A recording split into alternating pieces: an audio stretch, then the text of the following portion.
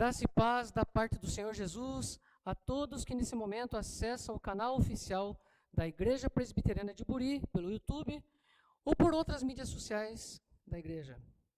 Não esqueça de clicar no sininho ao lado para que quando um novo material for postado, você seja alertado. E também compartilhe com seus amigos, familiares, conhecidos o conteúdo do canal, para que mais almas sejam alcançadas pela palavra do Senhor. Amém? Iniciamos nosso culto de louvor e agradecimento a Deus Pai, Deus Filho, Deus Espírito Santo. Abra sua Bíblia no Evangelho de Mateus, no capítulo 11, versículos de 28 a 30. Mateus 11, versículos 28 a 30. A palavra de Deus assim nos fala: Vinde a mim, todos os que estáis cansados e sobrecarregados, e eu vos aliviarei. Tomai sobre vós o meu jugo, e aprendei de mim, porque sou manso e humilde de coração, e acharei descanso para a vossa alma. Porque o meu jugo é suave, e o meu fardo é leve. Queridos irmãos e irmãs, nós temos passado em demasia por um esgotamento físico e mental nesses últimos 2 anos. É como se nós estivéssemos dentro de uma guerra de fato. E o nosso cérebro, ele comanda todo o nosso corpo. E quando algo não está funcionando bem, algo não está bem, ele manda mensagens para todos os órgãos. E nós acabamos nos sentindo cansados. Muitas vezes nós nos sentimos exaustos, esgotados mesmo. Mas essa palavra, queridos, é refrigério para nossas almas. Devemos, em oração, entregar todo o nosso cansaço físico, mental e principalmente o espiritual aos pés de nosso Senhor Jesus Cristo. Davi, no Salmo 6, ele clama ao Senhor, pois ele se sente debilitado, sua alma se encontra profundamente abalado e seu corpo está fragilizado. Aquele grande guerreiro, agora ele se encontra em frangalhos. Irmãos, não é sinal de fraqueza emocional ou de falta de confiança em Deus se sentir exausto nesse momento. Ainda nós somos carne. Somente quando nós alcançarmos a glória, aí sim teremos um corpo incorruptível e não mais sentiremos nem dor, nem cansaço e nem tristeza. Enquanto esperamos esse momento grandioso, irmãos, nós precisamos nos quebrantar perante o Pai. Necessitamos clamar e rogar a Deus. E como Davi, no final desse mesmo salmo que eu acabei de citar para vocês, o salmo de número 6, nós devemos, junto a uma multidão de santos, clamar. E quando nós estivermos diante da glória de Deus, iremos testemunhar que Deus ouviu a minha súplica. O Senhor ouviu a minha oração. Grande é o Senhor. Ore nesse momento, baixe sua cabeça, entregue todos os seus pedidos que você tem aí contigo, no seu coração. E após a nossa oração, louve e agradeça ao Senhor em espírito e em verdade. Amém. Grandioso Deus, querido Pai, nós te louvamos e te bendizemos, Pai. Agradecemos, Pai, pela semana que nós tivemos, Pai. Agradecemos, Pai, porque hoje nós estamos aqui diante de Ti, Pai, porque o Senhor nos permitiu. Permitiu, Pai, que nós tivéssemos instrumentos, Pai, para que nós pudéssemos levar a Tua palavra aos irmãos que não podem estar nesse momento reunidos, Pai, presencialmente. O Senhor nos capacitou, Pai, para que nós aprendêssemos a lidar com as máquinas para levar a Tua santa palavra, Pai. Pai do céu, nesse momento eu entrego em Tuas mãos a vida de cada irmão que está participando desse culto, Pai. Se for, Pai, do Teu agrado, do Teu querer, da Tua vontade, Pai, Recebe, Pai, todos os pedidos desses irmãos, Pai. Recebe, Pai, todo o nosso cansaço, Pai. Todas as nossas dores, todo o nosso sofrimento, Pai. Nós entregamos em Tuas mãos, Pai, o nosso viver. Nós somos fracos, Pai, porque nós ainda somos carne, Pai. Mas, Pai, nós temos o desejo tão profundo, Pai, de estarmos na glória junto a Ti, Pai. Pai do céu, nos prepara, Pai, para que dia a dia, enquanto nós vivermos, Pai, possamos buscar a santidade, Pai. Sabemos, Pai, que não é fácil, mas prepara o nosso ser, Pai. Nos fortalece, Pai, para que nós alcancemos, Pai, essa glória que o Senhor tem preparado para cada um de nós. Pai do céu, ouve o clamor da Tua igreja. Pai do céu, ouve, Pai, as súplicas da Tua igreja, Pai. Nós sabemos, Pai, que o Senhor tem o controle de tudo, mas ainda nós somos pequenos, Pai. Somos miseráveis pecadores, Pai, e não temos o total entendimento, Pai, de quão o Senhor é grande e como o Senhor administra, Pai, o mundo e as nossas vidas, Pai. Entregamos em Tuas mãos a vida dos nossos governantes, Pai, dos nossos juízes, de todos os membros, Pai, que foram escolhidos por Ti, Pai, para estarem governando, Pai, o nosso Brasil. Ilumina o pensamento deles, Pai, e quebranta o coração de cada um desses governantes, Pai. Pai do céu, permanece conosco, Pai, no transcorrer desse culto. Usa do irmão Edenes, Pai, que ele seja instrumento Teu, Pai, para transmitir a Tua palavra.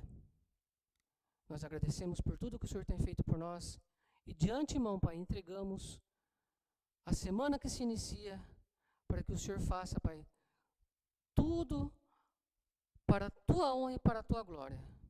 É isso que nós Te pedimos e Te agradecemos, Pai, com o perdão dos nossos pecados, no nome de Jesus. Amém, Senhor.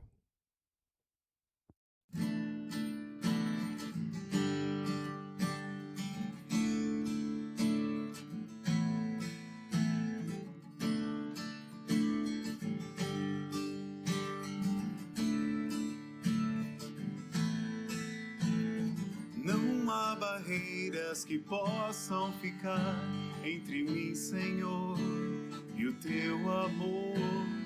O meu pecado foi pago e apagado, o Teu amor que me alcançou.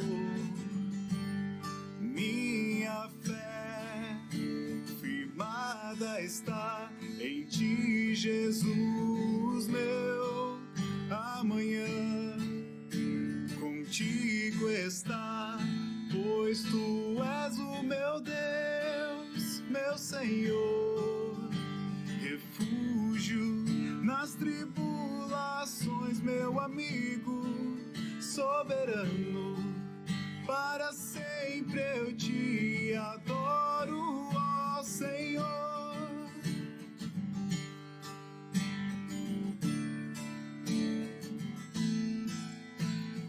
Encontro vida eterna em Ti, és meu Salvador e Redentor. Livre eu sou através deste amor que me alcançou e me restaurou. Minha fé firmada está em Ti, Jesus, meu amanhã contigo está, pois Tu és o meu Deus, meu Senhor, refúgio nas tribulações, meu amigo soberano, para sempre eu Te adoro, ó Senhor, meu Deus, refúgio nas tribulações, meu amigo soberano, para sempre eu Te adoro, ó Senhor. Lararara.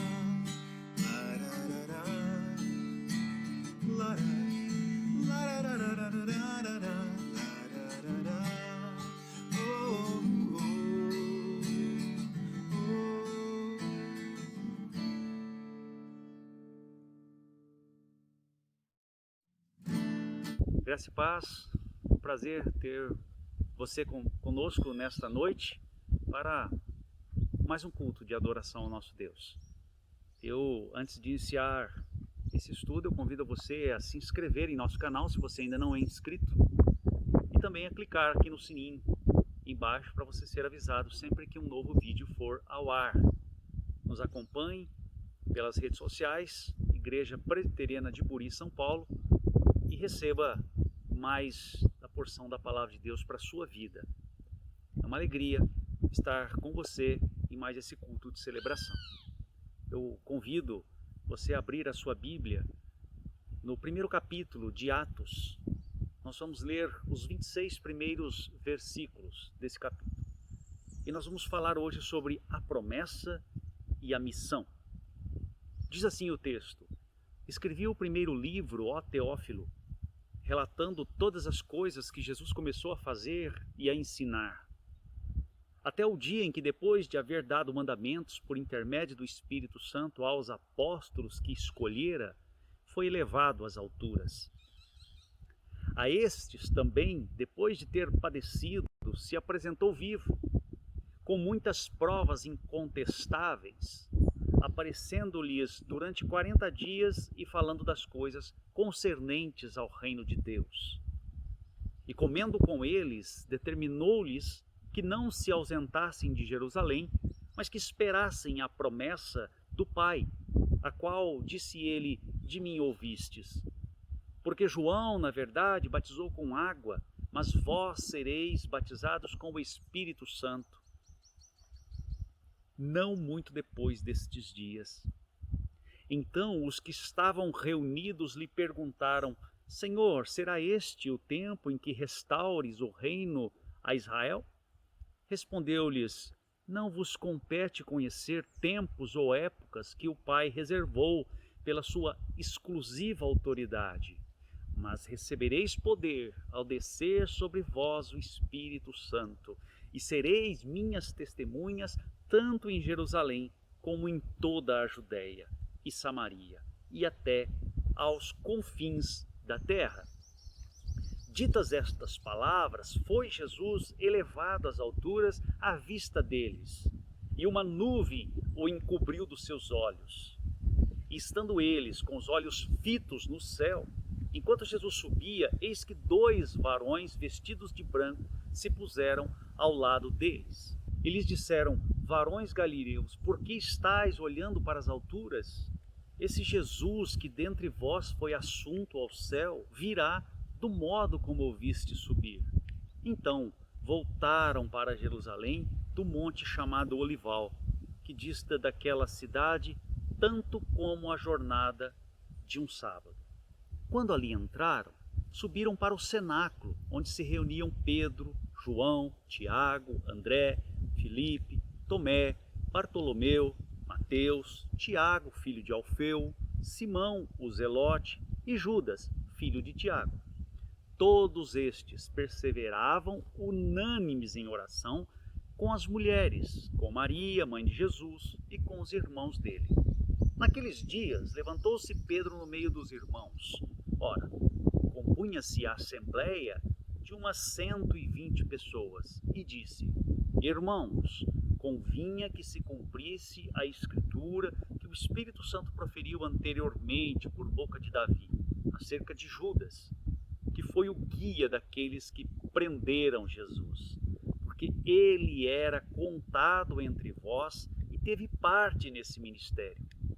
Ora, este homem adquiriu um campo com o preço da iniquidade, e precipitando-se, rompeu-se pelo meio, e todas as suas entranhas se derramaram. E isto chegou ao conhecimento de todos os habitantes de Jerusalém, de maneira que em sua própria língua esse campo era chamado Aceldama, isto é, campo de sangue, porque está escrito no livro dos Salmos: fique deserta a sua morada, e não haja quem nela habite, e tome outro o seu encargo. É necessário, pois, que dos homens que nos acompanharam todo o tempo que o Senhor Jesus andou entre nós, começando no batismo de João até o dia em que dentre nós foi levado às alturas, um destes se torne testemunha conosco da sua ressurreição. Então propuseram 2, José, chamado Barsabás, cognominado Justo, e Matias. E orando disseram: Tu, Senhor, que conheces o coração de todos, revela-nos qual destes 2 tens escolhido.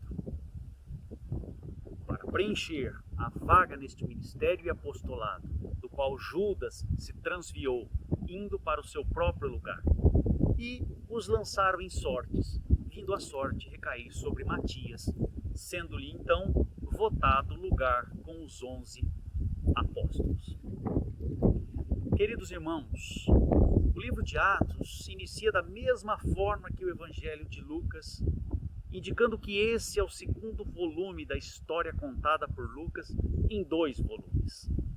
Nos 2 primeiros versículos, Lucas lembra a Teófilo que o primeiro volume foi dedicado a tudo que Jesus começou a fazer e a ensinar, até o dia em que foi elevado ao céu, depois de ter dado ordens pelo Espírito Santo aos apóstolos. Lucas também revela o conteúdo do ensino de Jesus no período entre a ressurreição e a ascensão. Jesus estava falando sobre o reino de Deus, conforme vemos no versículo 3. Essa referência ao reino de Deus é importante. À medida que o restante do livro de Atos se desenrola, veremos que os apóstolos levaram a sério a mensagem de Cristo. Grande parte da pregação em Atos trata da vinda do reino de Deus na pessoa de Jesus Cristo. Aliás, Atos não apenas começa com o reino de Deus, mas também termina com uma declaração sobre o reino de Deus. Em Atos, capítulo 28, versículo 31, Lucas diz que Paulo proclamava o reino de Deus. Nos versículos 4 e 5, Jesus diz aos apóstolos que eles devem esperar em Jerusalém até que o Espírito Santo venha sobre eles. Esses versículos apresentam outro tema teológico extremamente importante que será desenvolvido ao longo de todo o livro de Atos: o Espírito Santo. Quando o Espírito vem sobre os apóstolos em Pentecostes, conforme os 4 primeiros versículos do capítulo 2, sua vida e seu ministério são radicalmente transformados. Atos mostra que Cristo envia o Espírito para tornar eficaz a proclamação do Evangelho. A igreja é edificada pela palavra de Deus e pelo Espírito de Deus. Especialmente em nossos dias, precisamos nos lembrar desse fato. Deus não edifica sua igreja por meio de manobras ou de um método astucioso. A igreja não depende de estratégias de marketing para o sucesso. Nossa única esperança de ver vidas transformadas pelo Evangelho é proclamar fielmente a palavra de Deus e crer que o Espírito de Deus tornará eficaz sua palavra e crer que o Espírito de Deus tornará eficaz nossa proclamação. Até mesmo em nossa vida como cristãos, ao buscarmos transformação pessoal à semelhança de Cristo, precisamos recorrer à palavra de Deus e pedir que o Espírito de Deus a torne eficaz em nós à medida que confiamos no Evangelho de Cristo. No versículo 6 do capítulo 1 de Atos, os apóstolos perguntam a Jesus: é nesse tempo que restaurarás o reino a Israel? Jesus responde que não lhes cabe saber quando o Pai realizará seus propósitos. Estudiosos têm muitas e variadas opiniões a respeito do significado desses versículos. O que exatamente os apóstolos desejavam saber? Quais são as pressuposições por trás dessa pergunta? Por que Jesus não respondeu de maneira clara? Em última análise, é impossível reconstruir o que se passava na mente dos apóstolos. Contudo, parece claro que esperavam que Jesus cumprisse a expectativa veterotestamentária segundo a qual Israel se tornaria um reino eterno em que o Messias governaria no trono de Davi. Na verdade, os apóstolos queriam saber se havia chegado o fim. Jesus rejeita a pergunta e diz que não lhes compete saber o tempo exato do cumprimento do plano de Deus. Antes, compete-lhes ser fiéis enquanto esperam. Talvez não vejam o apogeu final do plano de Deus, mas devem dar testemunho do Filho de Deus. Em seguida, Jesus descreve o que o Espírito capacitará os apóstolos a fazer. Recebereis poder quando o Espírito Santo tiver descido sobre vós, e sereis minhas testemunhas em Jerusalém e em toda a Judéia e Samaria e até os confins da terra. Sem dúvida, esse é um dos versículos mais importantes de Atos. Primeiro, ele mostra que o poder conferido pelo Espírito Santo ao povo de Deus é poder para dar testemunho de Cristo. Segundo, serve de segunda grande comissão, por assim dizer. Jesus descreve como o Evangelho se expande em círculos concêntricos de Jerusalém à Judéia e Samaria e, finalmente, ao mundo inteiro. Por fim, esse versículo oferece um panorama de todo o livro de Atos, que acompanhará a movimentação dos apóstolos ao viajarem até os confins do Império Romano. Logo após esse segundo comissionamento e da promessa do Espírito Santo, Jesus é elevado ao céu. A ascensão marca uma mudança importante na história da redenção. A morte, a ressurreição, a ascensão de Cristo e a chegada do Espírito Santo em Pentecostes dão início à nova aliança. Na nova aliança, o povo de Deus é chamado a ser um povo missional. Nessa era da nova aliança, a Igreja de Cristo evangelizará e anunciará as boas novas às nações. Isso é o que a Igreja tem feito nesses últimos tempos. E, inclusive, contra esse papel maior da Igreja, de exercer a sua função missionária, é que nós estamos sendo tão atacados e contra-atacados nesses últimos dias. Mas de uma coisa nós temos a plena convicção: as portas do inferno não prevalecerão contra a Igreja do Senhor. Os versículos 10 e 11 relatam outro importante tema teológico: a segunda vinda de Jesus. Isso é de grande importância para os cristãos de hoje. Ao vivermos pela fé e confiarmos em Cristo enquanto Ele reina em seu trono, devemos ter sempre em mente que, por certo, Jesus voltará e consumará seu reino. A ressurreição não foi o fim da jornada de Cristo, mas parte do caminho percorrido por Ele para a sua ascensão e exaltação. Historicamente, a Igreja reconhece a ascensão de Jesus de três formas distintas. A primeira revela a realidade do senhorio presente de Cristo. Jesus subiu ao céu e agora reina a partir do trono de Deus. A segunda forma é que agora Cristo é o mediador daqueles que creem nele. Assim, os cristãos podem ter a certeza de que Cristo está atuando em seu favor todo o tempo. E a última forma, a ascensão mostra a participação ativa de Cristo no julgamento.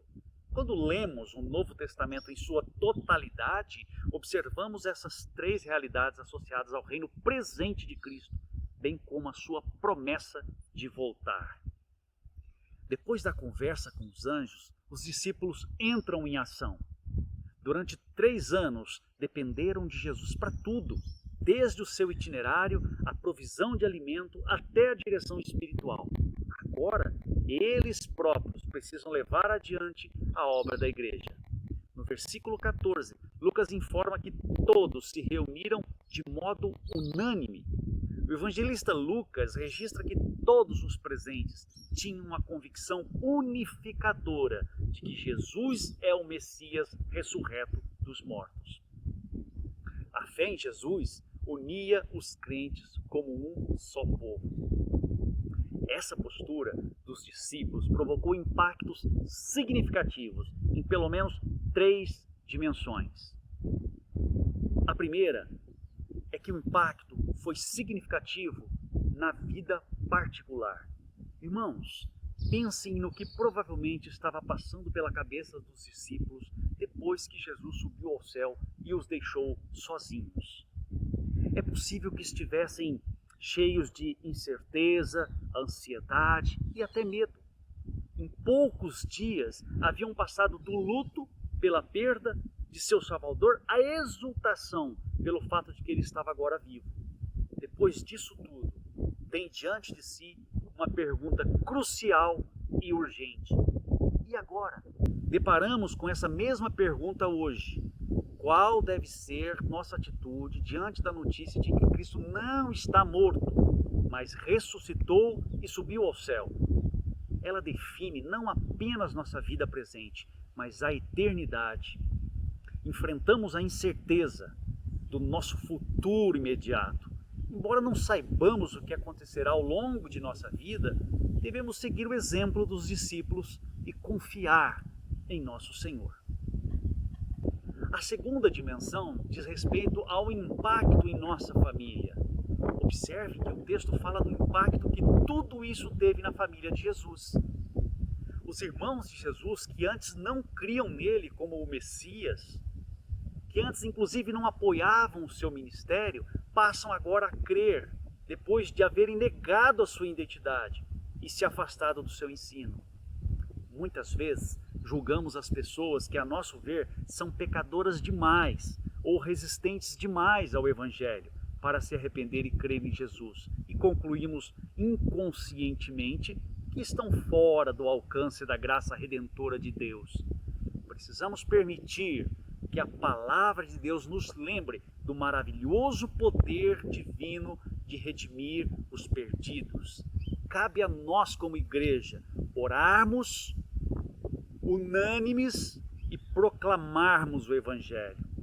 A obra da conversão, a obra de convencimento do pecador, cabe ao Espírito Santo. A terceira dimensão, muito importante, é o impacto na igreja. E esse impacto gera uma necessidade de união. Quando o grupo se reuniu no aposento do andar superior, depois que Cristo Jesus subiu ao céu, reconheceu a importância de haver unanimidade entre seus membros. Como a igreja primitiva, a igreja de hoje necessita encarecidamente de união espiritual e não apenas estrutural. Uma forma de mostrar nossa união em torno da verdade é orar juntos ao Senhor da verdade. Não devemos passar despercebido o fato de que em Atos 1,14 a igreja primitiva se dedicava à oração. Ela é uma declaração vigorosa de nossa dependência de Cristo e de nossa união uns com os outros.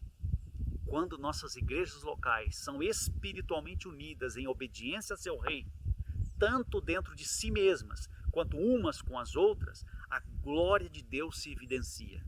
Por meio dessa união, as igrejas mostram ao mundo o poder do Evangelho. Concluindo, precisamos retomar a essência da verdadeira igreja do Senhor Jesus. Uma igreja missional, uma igreja proclamadora da verdade, uma igreja que é o baluarte da verdade nesses tempos de relativismo. Precisamos refletir o reino de Deus. Você, meu irmão e minha irmã, foi chamado para isso, para guardar a promessa e para realizar a missão. Deus abençoe, tenha uma ótima semana. Deixe aqui os seus comentários, deixe aqui o seu pedido de oração e nós, como igreja, estaremos diante do altar de Deus em oração pela sua vida e pela sua família. Um forte abraço.